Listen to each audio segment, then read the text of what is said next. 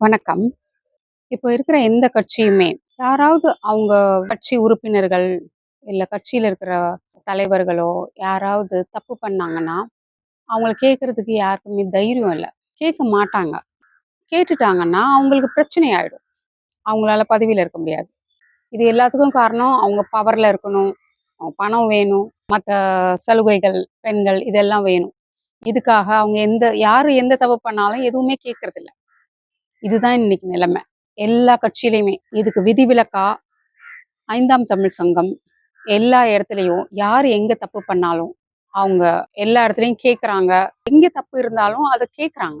5ஆம் தமிழ் சங்கம் வெளியில வரக்கூடாது. அவங்க பேர் வெளியில வரக்கூடாதுன்னு அந்த பேர கூட சொல்ல மாட்டேங்கிறாங்க. 5ஆம் தமிழ் சங்கம், 5ஆம் யுக கட்சி இப்படி பண்ணியிருக்காங்க, இப்படி சொல்றாங்க அப்படின்றத வெளியில தெரியாம பண்றாங்க. அந்த சோசியல் மீடியாலயும் இது ஒரு அலாகிருதம் மாரி வச்சிருக்காங்க. இந்த பெயர்கள் இந்த மாரிலாம் வந்தா எடுத்துறணும் அப்படின்ற மாதிரி.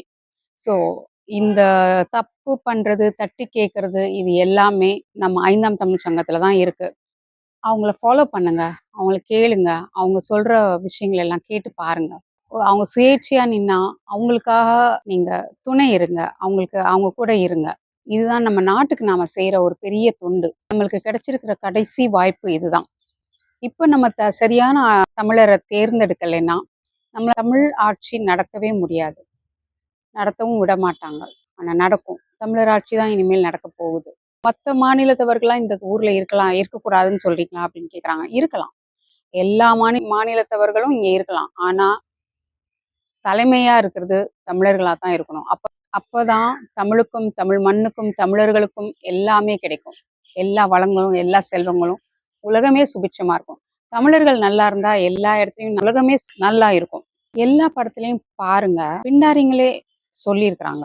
எவ்ளோ அடிச்சாலும் தாங்குவான். வடிவேலுவே சொல்லுவாரே, அவங்க நல்லவங்க. எவ்ளோ அடிச்சாலும் தாங்குவாங்க அப்படின்னு. அது அடிச்சுக்கிட்டே தான் இருக்கிறாங்க. நம்ம தாங்கிக்கிட்டே தான் இருக்கோம்.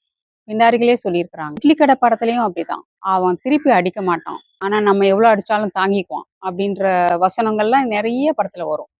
அவங்க அடிச்சு அடிச்சு பழகிட்டாங்க. நம்ம வாங்கி வாங்கி பழகிட்டோம். ஆனா இனிமேலும் கடவுளர்கள் பார்த்துட்டே இருக்க மாட்டாங்க.